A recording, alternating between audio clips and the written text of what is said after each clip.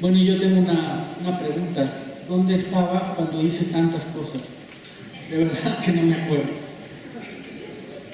Muy bien. Primero que nada, dos reflexiones importantes sobre el tema de precios de transferencia.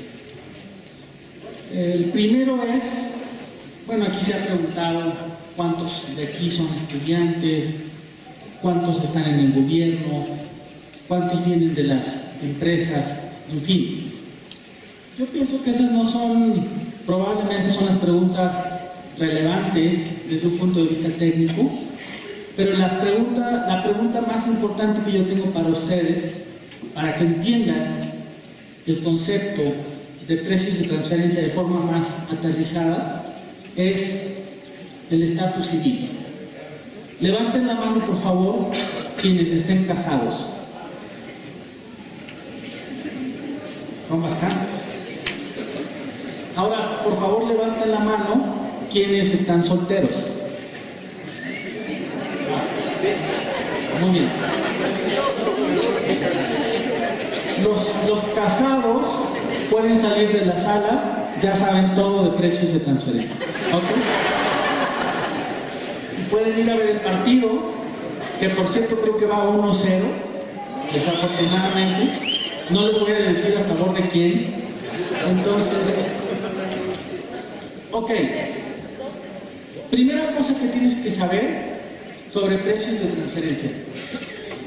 Aquí, en esta imagen, hay una anomalía. ¿Quién me quiere decir cuál es la anomalía en esta imagen? Y es, como le digo siempre a mis estudiantes, precios de transferencia 101. Tienes todo prácticamente sobre entender apropiadamente esta imagen. ¿Quién me quiere decir cuál es la anomalía en la imagen? Primero que nada, la anomalía no es que estén casados, ¿no? Porque están casados. El gato tampoco es la anomalía. ¿Ok? ¿Qué ven ahí anómalo? A ver, los que están casados. Bueno, les voy a decir básicamente cuál es aquí la anomalía. El cuate o el casado, el hombre, le ha quitado prácticamente la cobija a la mujer. La dejó descobijada. Y si se fijan, ella sí, en algún momento de la noche o en ese momento tiene frío, pero no le dan o no le han compartido una parte de la cobija. Bueno, ¿y qué tiene que ver esto con precios de transferencia? Pues todo. Primero que nada, son dos personas que tienen un vínculo. Ya lo dijo la doctora Carola Jauregui, a quien le agradezco infinitamente su presentación, porque nos aclaró muchísimo el tema. Primero que nada, te casas. Criterios de vinculación: control, administración o capital. Sí, en efecto, las mujeres los controlan a los casados. Hay relación de control. ¿O no es así en Bolivia? No, ¿verdad? Administración también. Administración es, uno de los dos lleva la administración. Hay una relación de administración entre estos dos entes que son vinculados. Y capital también. El capital generalmente lo ponemos los hombres. Entonces, ¿no es así? Bueno, corrección. El capital normalmente es mutuo, ¿ok? O sea, es una inversión de las dos partes. Entonces, sí o sí, hay vínculo. Y tiene que haber negociación, ¿no? Como en todo matrimonio. Así como debe haber negociación entre las empresas vinculadas o no vinculadas. Entonces, lo que te dice la normatividad de precios de transferencia es que estas dos personas tienen que negociar y tienen que establecer los términos de la relación como si no estuvieran casados. Primera pregunta, un tanto filosófica. ¿Será posible poner en paridad a una relación de no casados con una relación de casados? La segunda cosa que tenemos que entender acerca de precios de transferencia con esta imagen es que no se puede descobijar a una de las partes. Es decir, la distribución de la cobija tiene que ser equitativa conforme al frío que tenga cada uno de los que están en la cama. Lo vamos a ver más a detalle más adelante. O sea, no puede suceder que una de las partes se quede con todo el ingreso o con todas las ganancias o con todas las utilidades. Así como no puede ser que una de las dos partes se quede con toda la cobija. Segunda reflexión importante para entender precios de transferencia. Y lo voy a leer justamente lo que está detrás de mí. Justicia tributaria para vivir bien. Bueno, pues precios de transferencia es justamente justicia tributaria para vivir bien. ¿Ustedes creen que aquí hay justicia? No, de entrada no hay justicia. Una de las partes tiene frío, la otra está calentita. ¿Ustedes creen que aquí hay justicia? Probablemente sí. Pero precios de transferencia tienen que ver con la forma en la que se distribuyen la renta empresas que operan en países pobres con empresas que operan en países ricos, yéndonos a los extremos. En medio estarían los países en proceso de desarrollo. Entonces sí es un tema importante, no es un tema menor, tampoco es un tema árido, es un tema relevante y hace la diferencia la aplicación correcta de las políticas y los principios de precios de transferencia entre tener una escuela como la que muestro en un país pobre y entre que probablemente el propietario de una gran empresa tenga un superyate de esta magnitud. Entonces la gran pregunta desde la perspectiva de los empresarios, los consultores y los gobiernos es ¿dónde debe estar la renta de una manera justa y equitativa? Para comprar otro yate de esta naturaleza, añadirle una plataforma y un helicóptero, o para hacer una escuela digna para estos niños. ¿Dónde tiene que estar la renta? Y de eso se trata precisamente este tema de precios de transferencia. Muy bien. Yo les quiero hablar rápidamente sobre las sugerencias para documentar operaciones de las más típicas que en mi carrera profesional he tenido que analizar. Y desde un punto de vista un tanto lógico, les voy a decir que para ser experto en precios de transferencia tienes que saber definitivamente dos cosas: saber de negociaciones y sumar. Y con eso estás listo para ser un experto en precios de transferencia. De hecho, básicamente así es como contrato. ¿Sabes negociar? Sí. ¿Sabes de términos de negociación? Sí. ¿Sabes sumar? Sí. Muy bien, estás contratado. Lo que no saben es que después los voy a poner a estudiar física cuántica y matemáticas avanzadas. Pero bueno, es buen gancho para contratarse. Prestación de servicios administrativos. Es una operación muy común. Se da entre empresas vinculadas, entre empresas residentes en diferentes países. Y aquí es muy importante caracterizar y saber identificar adecuadamente el tipo de servicio del que estamos hablando entre empresas relacionadas o vinculadas. No confundir servicios de oficina o de contabilidad con servicios técnicos y de ingeniería, que es un error muy común. No confundir servicios de mediación mercantil con servicios de consultoría y estrategia. Es decir, primero que nada hay que saber bien ¿qué operación es la que vamos a analizar para darle el tratamiento económico correcto? Yo recomiendo, o desde la Transfer Pricing and Tax University, recomendamos que se tenga, por cierto, quiero hacer una aclaración, todos los puntos de vista que yo exprese aquí sí son la postura oficial de la Transfer Pricing and Tax University. ¿Ok? Entonces, para prestación de servicios, por ejemplo, hay que contar con un papel de trabajo que documente apropiadamente la existencia del servicio. Entonces, primero que nada, es verificar los 3 puntos cruciales para ver si la operación pasa o no el filtro.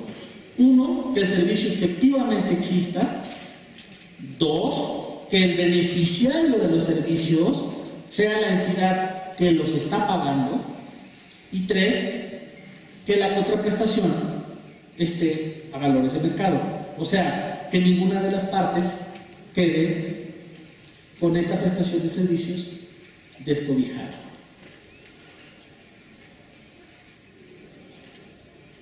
Suena lógico, ¿no?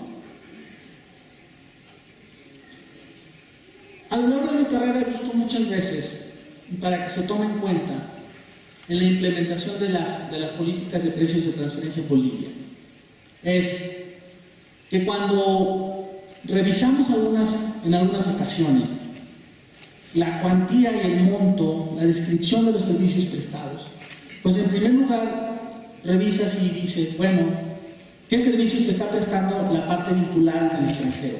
Ah, bueno, mira, pues me supervisan, que haga bien mi trabajo, que tenga bien a tiempo mis estados financieros, que no haga mal manejo de los recursos, en fin, que reporte adecuadamente a la casa matriz.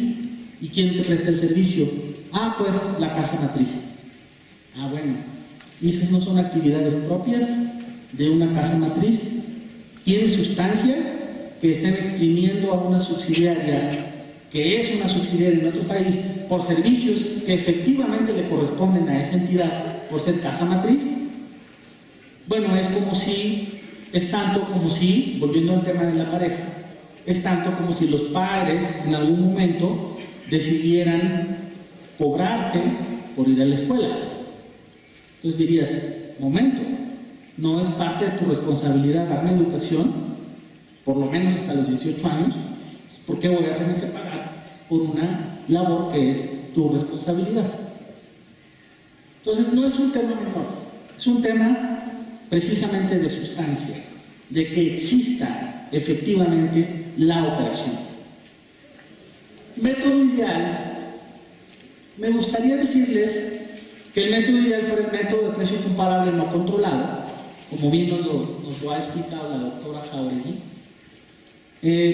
pero generalmente los servicios entre vinculados difícilmente se prestan entre terceros independientes al mismo tiempo, ¿no? O sea, difícilmente un vinculado le presta un servicio a su parte relacionada que a su vez presta al mismo tiempo a un tercero independiente. Generalmente no sucede. Entonces, lo que hacemos generalmente es aplicar el método de costo adicional.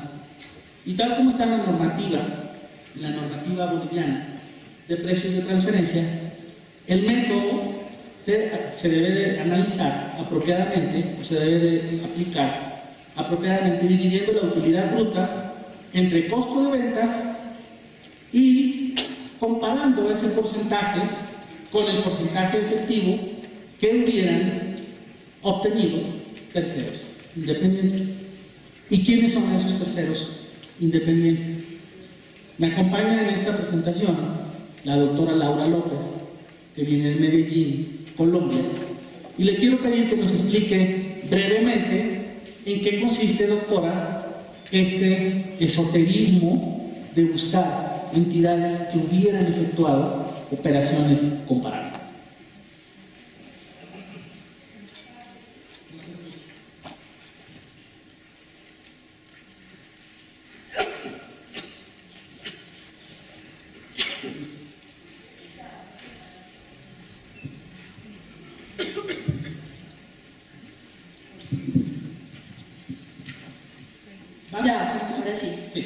Adelante. Cuando son preguntas sorpresa, no, probablemente no tiene prendido el micrófono, pero bueno. Buenas tardes. Sí, como menciona Jimmy, muchas veces encontrar esos comparables para hacer un estudio de precios de transferencia se convierte en una tarea algo esotérica, difícil porque tiene mucho grado de subjetividad. Sin embargo, por algunos métodos y teorías directrices de la OCDE, por ejemplo, existen filtros. Dentro de esos filtros encontramos algunos que son cualitativos y cuantitativos. De manera inicial, nosotros tenemos que ubicarnos en la tested party, ¿cierto? Para saber los activos, funciones y riesgos de mi compañía sujeta a análisis y saber el margen de rentabilidad que genera o que yo obtengo producto de la prestación del servicio o el margen que estoy obteniendo aún pagando un servicio. Posteriormente, entonces, es importante saber si el servicio representa, por ejemplo, un costo del 20% sobre el total de mi estado de resultados. Yo no puedo trabajar con un estado global, porque posiblemente puede que mi margen de utilidad lo esté arrastrando otra operación. Entonces se hace necesario primeramente segmentar la información financiera. ¿Cómo se segmenta? Internamente en los centros de costos, sacar ingresos, costos y gastos proporcionales al 20% de la operación y obtener, por último, el margen de rentabilidad aún sobre el 100% de la operación de costo o de pago al exterior o el servicio a la parte relacionada. Muy bien, muchas gracias. Perdón. Qué pena, Jimmy, no, es que no respondí tu pregunta. Normalmente, entonces, dentro de los filtros cualitativos y cuantitativos, tenemos que tener en cuenta que las compañías comparables, primero, no poseen intangibles valiosos, porque eso también afectaría, digamos, el grado de comparabilidad. La proporción de los activos, entonces, si yo tengo propiedad, planta de equipo, por ejemplo, $100,000, las compañías comparables no pueden tener unos activos superiores, ni el doble, pues más o menos puede ser el doble o menos de la mitad de lo que tiene la tested party. O por ejemplo, si es una operación de servicios, entonces tengo que revisar la cuenta de inventarios, que no tengan un porcentaje de inventarios alto, porque entonces no va a ser una empresa de servicios, sino que posiblemente también vende inventarios. Bueno, son muchas cositas. Que fabrica, distribuye, en fin. De acuerdo. Entonces, en términos generales, tenemos que hacer un proceso detallado de comparabilidad a nivel de funciones, activos y riesgos. Y aquí quiero discrepar un poco con lo que se ha dicho en alguna presentación del día. Los expertos en precios de transferencia no comparamos una empresa con otra empresa. Porque sí, en efecto, así como no hay una persona idéntica a otra, que bueno, tampoco hay empresas idénticas a otras. Entonces, lo que comparamos son funciones, es decir, actividades similares, activos, montos y unidades de inversión en activos y riesgos. Entonces, aquí es primer paradigma completamente roto. No comparamos empresas, pero sí comparamos funciones, activos y riesgos. Cuando no aplica el método de costo adicionado, entonces aplicamos el método de márgenes transaccionales de utilidad de operación. El indicador, en este caso, normalmente es el costo adicionado neto, que está definido como utilidad de operación entre la suma de los costos y gastos incurridos en dicha actividad. Determinación de ingresos para una empresa prestadora de servicios. Es decir, ¿qué tanto te toca de la cobija? ¿No? ¿Qué tanto te toca para no quedarte descobijado? Es la sumatoria de los costos y gastos incurridos en la actividad de prestación de servicios multiplicado por 1 más un markup o un porcentaje, que es precisamente el que decíamos acá, ¿okay? Que es esta fórmula, multiplicado por 1 más un markup, eso te da los ingresos. Este porcentaje de aquí es básicamente el que te va a decir cuántos o qué proporción de la cobija te va a tocar. Porque todo lo que no le toque a este, que es el prestador de servicios, le va a tocar al otro, que es quien lo recibe. Entonces, es muy importante tener en cuenta que un buen proceso de búsqueda, de comparabilidad de funciones, activos y riesgos, te tiene que dar una distribución justa del ingreso entre quien paga el servicio y quien lo cobra. ¿Qué tiene de subjetivo esto? ¿Dónde está la parte subjetiva de esto? Es una pregunta para ustedes. ¿Ok? Es matemática pura. Compra de producto terminado para distribución. La compra de producto terminado para distribución generalmente se da, y es muy típica en nuestros países, que son países emergentes. Es muy típico en Bolivia y en México, en donde la subsidiaria compra un producto de las partes vinculadas para venderlo a terceros en el mercado nacional.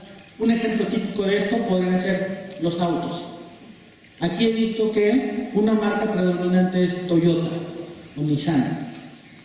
Entonces debe existir algún distribuidor que muchas veces es un vinculado subsidiario de Toyota en Japón o en Estados Unidos o en México, y esa parte del extranjero le vende a la entidad mexicana, a la entidad boliviana, perdón, y la boliviana le vende a terceros. Entonces, como a mí no me gustan las redacciones de las leyes, pero sí me gusta nada más sintetizarlas porque son horribles y traducirlas a números, lo que te dice es que el precio de mercado tiene que ser igual, o el precio de compra del producto tiene que ser igual al precio de reventa, es decir, el precio al cual la distribuidora lo va a vender en Bolivia, va a vender el auto, multiplicado por 1 menos un margen bruto. Este margen bruto tiene que ser de mercado. Así está tal cual en la normativa de precios de transferencia en nuestros países. Este margen bruto está definido como utilidad bruta entre ventas netas. Doctora Fabri, si estoy diciendo algo incorrecto, por favor, corríjame. Ok, nuevamente. Ok, tal cual como sale de la normativa y de las directrices de precios de transferencia. ¿Hasta aquí han visto algo muy subjetivo? ¿Qué tenemos entonces para recomendaciones o información recomendable para obtener y conservar en el caso de las empresas que distribuyen? Hay que identificar adecuadamente el producto o los productos que se venden de las plantas manufactureras al distribuidor. Me ha tocado participar en muchos casos de controversia litigando a favor de contribuyentes, y uno de los ajustes más interesantes que me ha tocado realizar fue precisamente para un distribuidor de pantallas de plasma, de televisores y en menor medida de horno de microondas en México. Productos manufacturados en Japón.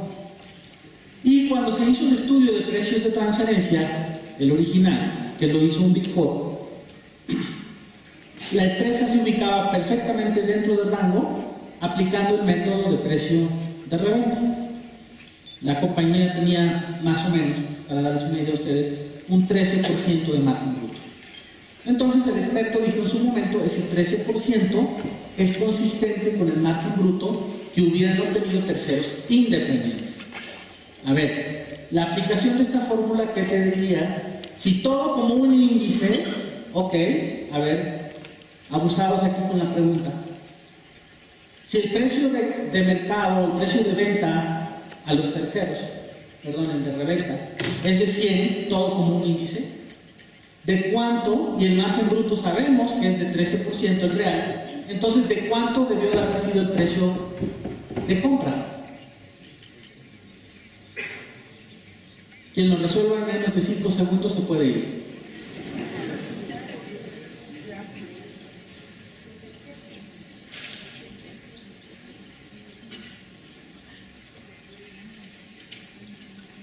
Precio de venta de 100, porque me gusta mucho usar índices, es mi formación o mi mal formación de economista.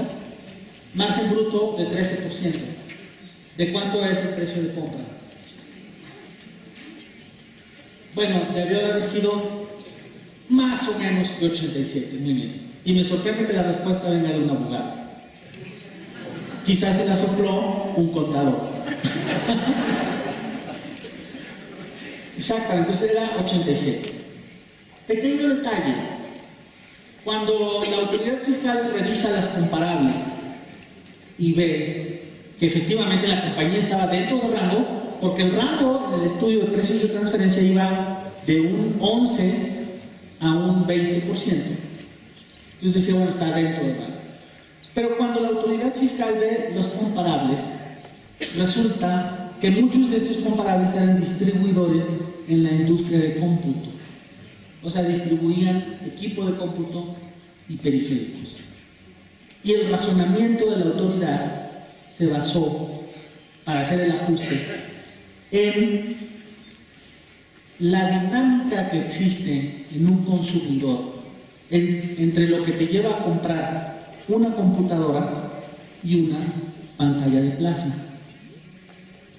Básicamente, la diferencia es que la pantalla de plasma la compras para ver el partido, el que está ahorita entre Uruguay y Bolivia, y la computadora la compras fundamentalmente para trabajar. Entonces, la motivación que te lleva a comprar una cosa y la otra hace que la elasticidad de la demanda en cada producto sea muy diferente.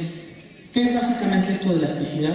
Es fundamentalmente que el producto es más sensible al precio en un mercado que en otro. Entonces, en una investigación muy minuciosa y desde mi punto de vista muy aguda, que te habla del alto grado de sofisticación de los funcionarios del SAT, dijeron fundamentalmente la utilidad en las empresas que fabrican y distribuyen pantallas de plasma es mucho mayor o es mayor que la utilidad que obtienen distribuidores de equipo de cómputo. Entonces, ahí está la clave en comparar no compañías, no empresas, pero sí comparar funciones, activos y riesgos en las condiciones económicas y mercados similares. Para no hacerles muy cansado el tema, al final la autoridad determinó que el margen bruto debió de haber sido de 16% y no de 13%. Ok, volviendo a la fórmula. Si el margen bruto hubiera sido de 16%, entonces ¿cuál debió de haber sido el precio de compra? ¿Perdón? No los escucho. 8.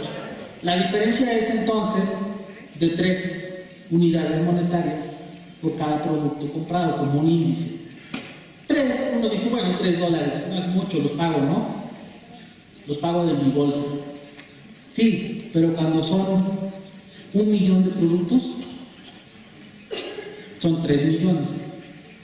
Cuando son 5 o 6 años, son 15 o 20 millones de dólares.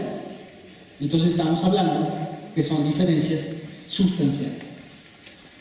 La pregunta es, para la autoridad fiscal y para los consultores y para el contribuyente, oye, esos productos se los compraste a una entidad en Japón, donde necesitas esos 40 millones de dólares más. Justicia distributiva. ¿Los necesitas en Japón o los necesitas en México?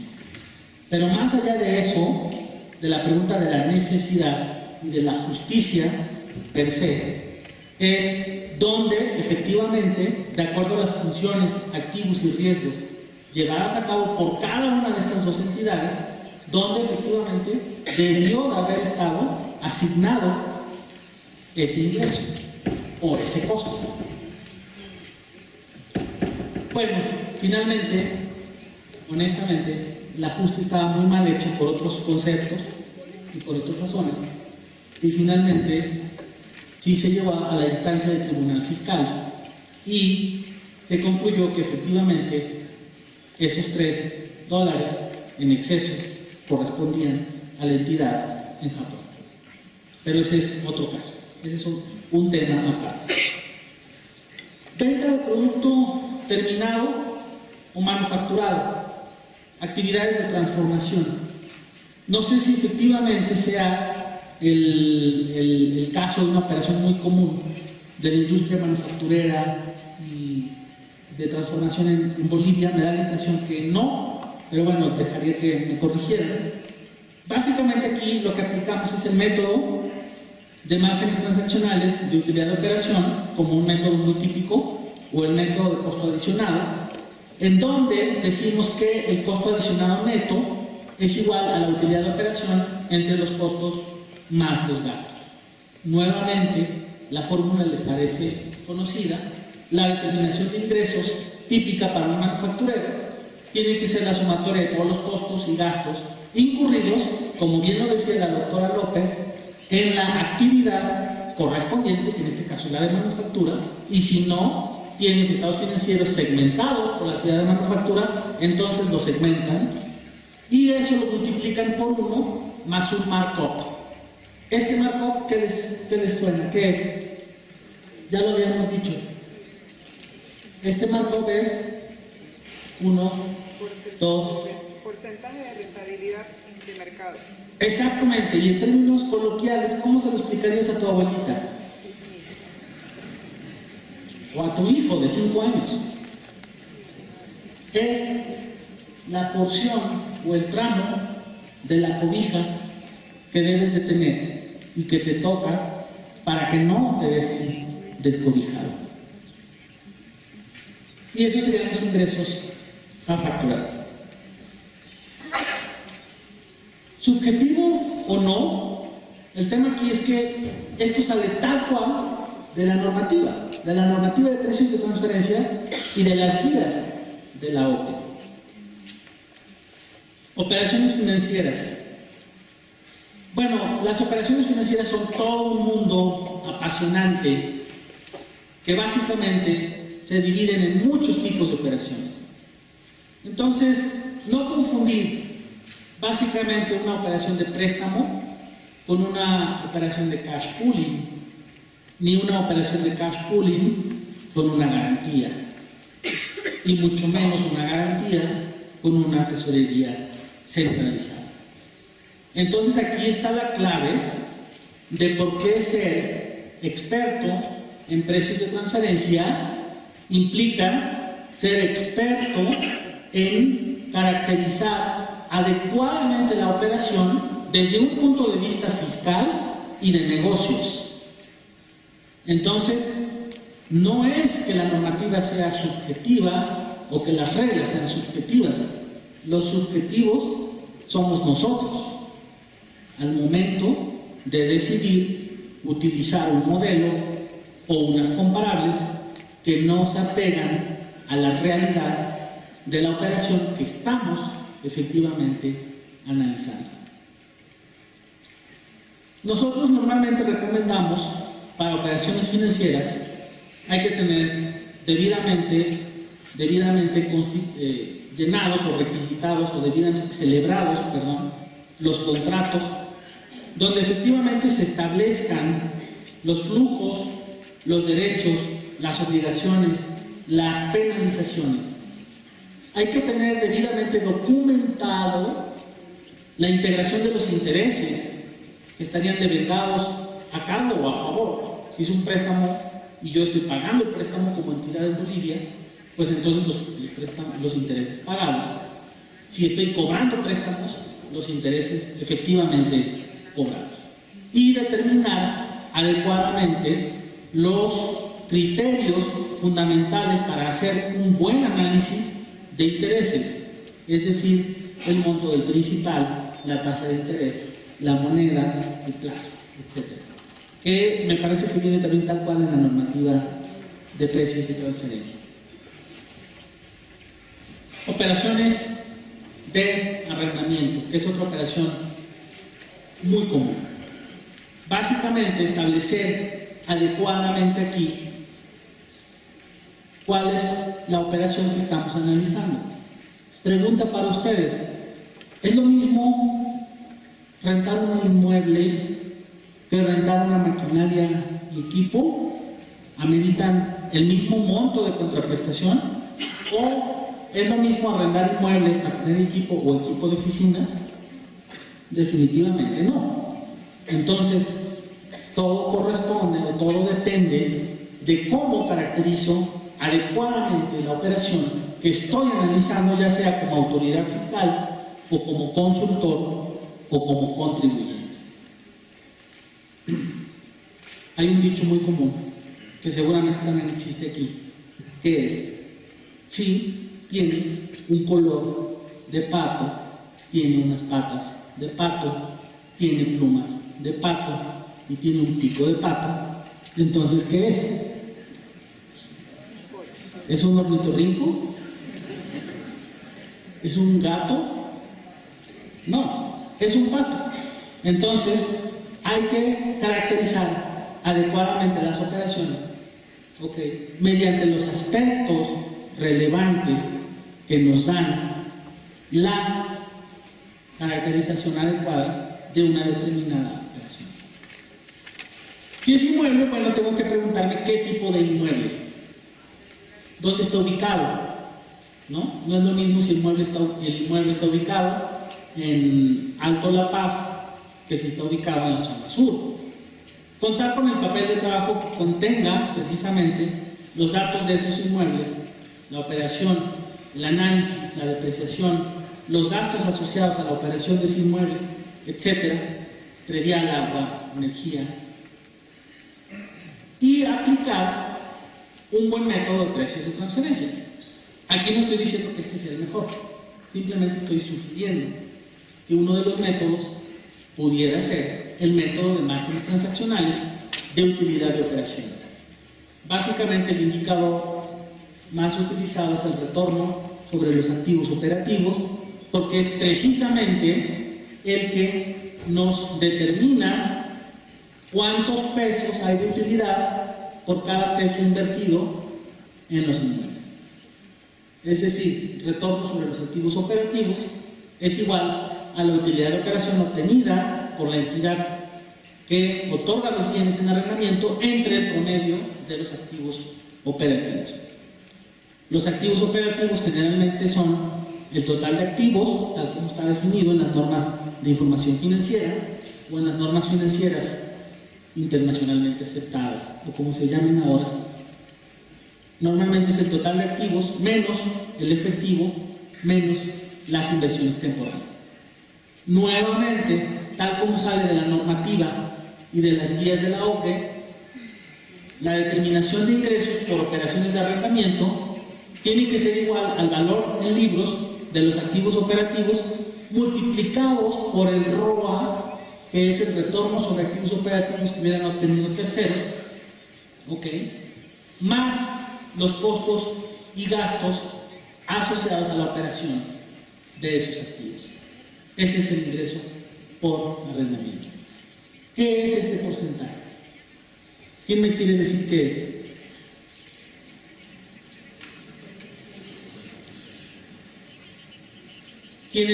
¿Quién se quiere quedar destapado?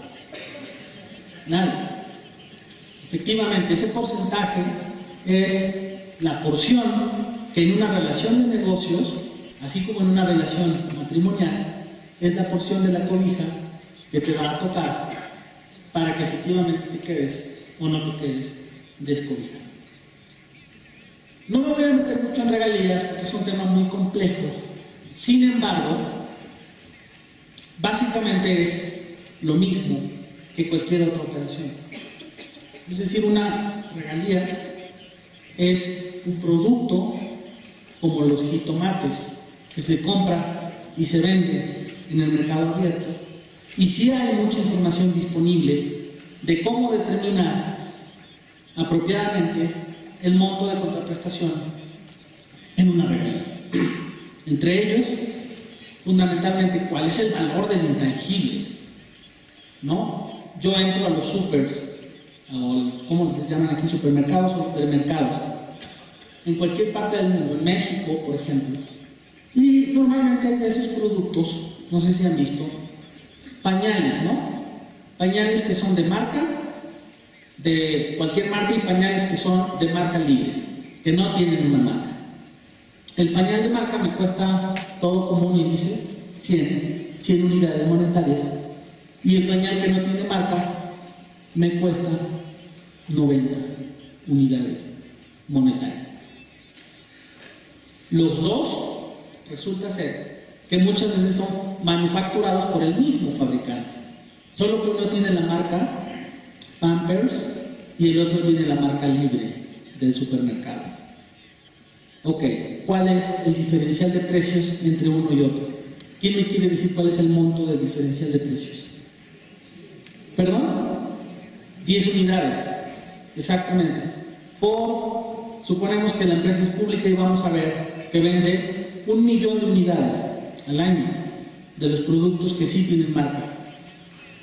1 millón de unidades, ¿por cuánto? Por 10. ¿Qué valor te da? 10 millones de ¿qué? De unidades, exactamente. Ya evaluaron una marca.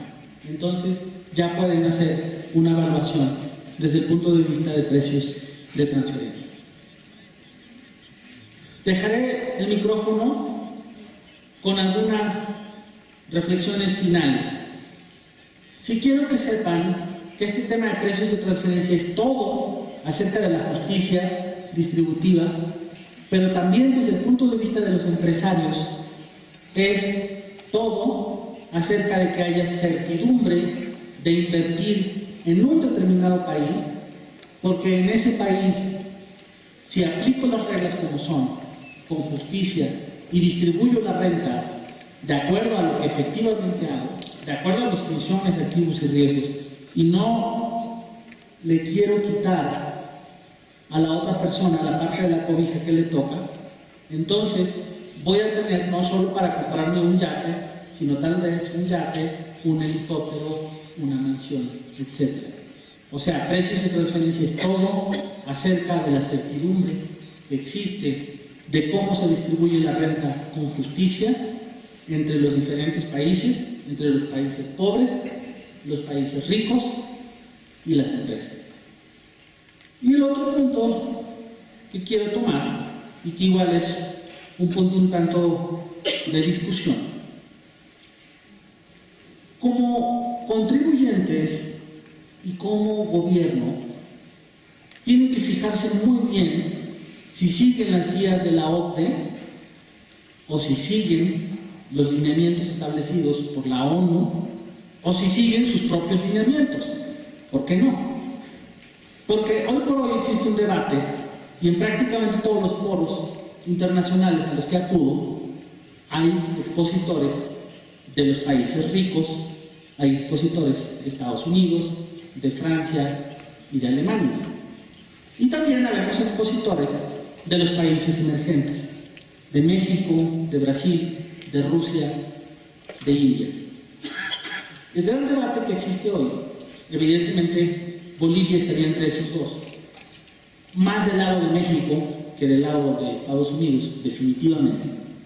Entonces el gran tema es cómo hacemos para que esta renta se distribuya de manera equitativa y haya menos yates en los empresarios de los países ricos y haya más escuelas bien equipadas en los países pobres.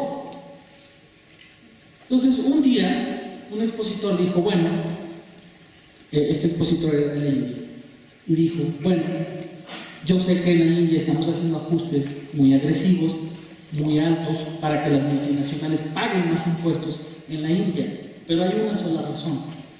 La razón es que nosotros no vamos a seguir al 100% las guías de la OCDE, porque las guías de la OCDE favorecen a los países ricos. Las guías de la OCDE son buenas para Estados Unidos, para Francia y para Alemania. Y lo que es bueno para esos países es malo para los nuestros. Simplemente una reflexión y bueno, espero que mi presentación haya aclarado algunos puntos. Muchas gracias.